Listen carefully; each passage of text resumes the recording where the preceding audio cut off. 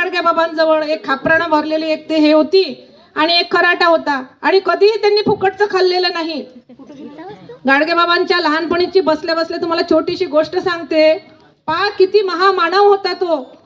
का लहानपणी गाडगे बाबांना असं वाटलं का एक व्यापारी त्याच्या घरामध्ये अतिशय म्हणजे पुरणपोळीचं जेवण करत होता, त्याच्यामध्ये तूप टाकलेलं होतं, त्यामध्ये दूध होतं आणि गाडगे बाबांना वाटलं का मला सुद्धा अशा पद्धतीचं मिळालं पाहिजे. तो त्यांच्याजवळ गेला व्यापाऱ्याजवळ आणि म्हणायला लागलेत गाडगे बाबा का मला बी द्या ना, म्हणे मला थोडीशी पुरणपोळी द्या, दूध द्या, तूप द्या. आणि तो व्यापारी म्हणायला लागला ठीक आहे तुम्हाला देतो. आणि त्यांनी एक चांगली सोटा काढला आणि गाडगे महाराजांच्या हातावर पायावर मारायला लागलाय. त्यावेळी गाडगे बाबांचं मन सुन्न झालं, अतिशय सुन्न झालं. आणि एक छोटेसा डेबू हा जेव्हा मोठा झाला, गावोगावी कीर्तन करू लागले, त्यावेळेस मात्र एका व्यापाऱ्याने सांगितलं की महाराज तुमच्या इथे कीर्तनाचा मोठा कार्यक्रम आमच्या गावामध्ये संपन्न होऊ द्या. ज्या अंधश्रद्धा आहे, ज्या रूढी परंपरा आहे, याला आपल्याला तिलांजली द्यायची आहे. या तिलांजली देण्यासाठी माझ्या गावाच्या विकासासाठी तुमचं इथे कीर्तन घ्या. महाराजांनी कीर्तन केलं आणि त्यांनी सांगितलं का मी पूर्ण गावाला, माझ्या गावाला मी पुरणपोळीचं जेवण देतो. पण आमचे गाडगे बाबा मात्र पुरणपोळीचं जेवण जेवले नाही. कारण त्यांना त्यांच्या लहानपणीचा तो प्रसंग आठवला की ज्यावेळेस माझं मन त्या पुरणपोळीकडे गेलेलं होतं, त्यावेळेस मात्र मला काट्यांच्या सोट्याने मार भेटला. आता मी एक चांगला संत बनलेला आहे, गावोगावी जाऊन कीर्तन करतो. आणि आता मात्र त्यांच्या मनातली त्याच्याबद्दलची तृष्णा ही दूर सारलेली होती. गाडगे बाबांनी स्वतःच्या कुटुंबाचा देखील विचार केला नाही. त्यांचा जेव्हा पुत्र वारलेला होता तेव्हा त्यांनी सांगितलं असे कित्येक मरतात आणि कित्येक जगतात म्हणे, काय रडू म्हणे मी एकासाठी, संपूर्ण देश हा माझा आहे. आणि ही भावना त्या गाडगे महाराजांजवळ होती. आपणही आपल्या गावासाठी करू शकतो. आपली स्वच्छ अशी ग्रामपंचायत असली पाहिजे, स्वच्छ अशी ग्रामपंचायतमध्ये अंडरमध्ये येणारी जिल्हा परिषदची शाळा असली पाहिजे. माझ्या गावातल्या छोटे छोटी जी घरं आहेत, जिथे गुण्यागोविंदाने माझ्या गावातली लोक राहतात, त्यांच्या परिसरातली घरही छान असायला पाहिजे. ती काही सिमेंट काँक्रीटची असली असं नसते. समाधान हे एक मातीच्या घरात पण आपल्याला मिळू शकते. फक्त ते स्वच्छ कसं आपण ठेवायचं हे आपल्याला जाणून घ्यायचं असते. मग माझ्या घराच्या समोरच्या नाल्या भरलेल्या आहे, मग त्या ग्रामपंचायतीने काढल्या पाहिजे. असं कधी कधी आपण थोडंसं त्यातल्या तिलांजली द्यायची असते की नाही त्याच लोकांनी कशाला काढायचं, समोरचे माझ्या समोरचा तरी परिसर मी स्वच्छ केला तर प्रत्येकाने एकमेकांना संकल्पित धरून आपण आपल्या गावाचा विकास करू शकतो. प्रत्येक वेळेस त्या पद्धतीचा निधी त्या प्रत्येक गावाला मिळत नसतो.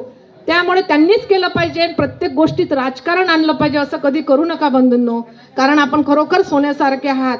आणि मला असं वाटते का माझ्या देवरी गाववासीय कधी असे भांडत नाही, ते मात्र गुण्यागोविंदाने राहतात. म्हणून मी नेहमी माझ्या भाषणात सांगते, पंचायत समिती स्तरावरचं असो, जिल्हा परिषद स्तरावरचं असो, आपल्या विधानसभेशी संबंधित जेवढे जे व्यक्ती निवडून येतात त्यांच्याकडून आपल्या गावासाठी ज्या ज्या योजना आपल्याला आणायच्या आहेत त्या योजना आपल्या गावासाठी आणायच्याच आहेत. त्याच्यासाठी कोण माझा कोण तुझा हा विचार करू नका. संसदेमध्ये पहिलं भाषण नरेंद्र भाईंचं जेव्हा झालं तेव्हा त्यांनी एकच सांगितलं की ज्यांनी मला मत दिले त्यांच्याहीसाठी मीच, आणि ज्यांनी मला मत दिले नाही त्यांच्यासाठीही मीच. असे हे आपले नरेंद्रभाई मोदी होते. आणि राष्ट्रसंतांनी तर आपल्याला सांगितलंच आहे, राष्ट्रसंतांनी देव शोधायला गेला. माणसामध्ये तर देव त्यांना दिसलाच नाही. माणूस द्या माझं माणूस द्या म्हणत गेले. आणि त्यांना वाटलं का आता मी देव शोधतो. देवासाठी ते प्रत्येक रानावनात फिरले. देव आहे देव आहे. आपणही खूप महिला भगिनी वर्ग आध्यात्मिककडे खूप आपला कल असतो, देव आहे करत गेले. पण जेव्हा राष्ट्रसंतांना खरी त्याची हे समजलं का राष्ट्रसंतांना वाटलं खरा देव हा या मूर्तीपूजेत आहेच नाही, तर खरा देव हा माणसाच्या माणुसकीमध्ये आहे, मानवतेसाठी आहे. म्हणून या गावकऱ्यांसाठी, गावातल्या प्रत्येकासाठी आपल्याला झटायचं आहे. राष्ट्रसंत तुकडोजी महाराज असतील, राष्ट्रसंत गाडगे महाराज असतील, यांच्या विचाराने माझं गाव कसं समोर जाईल हे विचार आपण समोर ठेवूया. आजपासून आपल्या भांडणांना, विचारांना तिलांजली देऊया. आणि एखादा आपल्या मागे असेल त्याला आपल्या सोबत कसा येईल याचा विचार करूया. मी माझ्या भाषणामध्ये 15 ऑगस्ट 26 जानेवारीची एक वेगळी संकल्पना सांगितली होती की प्रत्येक ग्रामपंचायतमध्ये जे म्हणजे सदस्य निवडून आले आहे त्यांनी त्या सदस्यांची अशी आपली यादी तयार करायची. आणि त्या यादीमध्ये कोणाला किती लाभ मिळाला, कोणाला का मिळाला नाही, आपण जर असं केलं तर या ग्रामपंचायतचं काम सुकर होते. पण असं करायला त्यासाठी फार मोठी इच्छाशक्ती पाहिजे. इच्छाशक्ती असले तर सगळ्या गोष्टी होऊ शकतात. पण इतकी ही इच्छाशक्ती आता आपल्याला दाखवण्याची वेळ आलेली आहे. किती वर्षाचं आपलं क्षुल्लकचं आयुष्य आहे, 60 वर्षापर्यंत सरासरीचं आपलं आयुष्य आहे बंधू भगिनींनो. त्या 60 वर्षाच्या आयुष्यामध्ये आपल्याच्याने एखाद्याचं भलं होत असेल तर भलं होऊ द्यायचं आहे, चांगलं होत असेल तर चांगलं करायचं आहे.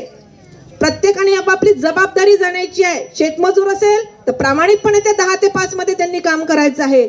शेतकरी असेल तर उत्पन्न कशा पद्धतीनं चांगलं करायचं असेल ते पाहायचं आहे. एखादा कर्मचारी असेल तर त्यांनी त्या पद्धतीनं कार्य करायचं आहे. ह्या सगळं